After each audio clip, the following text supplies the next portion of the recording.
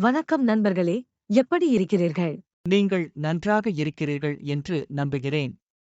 உங்கள் அனைவரையும் பார்த்ததில் மகிழ்ச்சி. இன்றைக்கு நாம வேதத்தில் சங்கீதம் முதல் அதிகாரத்தை வாசிக்க போறோம். நீங்களும் எங்க கூட சேர்ந்து வாசிங்க.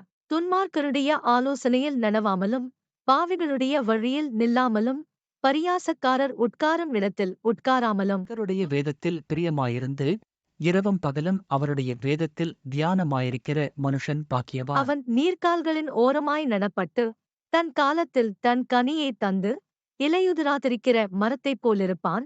அவன் செய்வதெல்லாம் வாய்க்கும். துன்மார்க்கரோ அப்படியிராமல், காற்று பறக்கடிக்கும் பதரைப் போல் இருக்கிறார்கள். ஆகையால் துன்மார்க்கர் நியாயத் தீர்ப்பிலும், பாவிகள் நீதிமான்களின் சபையிலும் நிலை நிற்பதில்லை.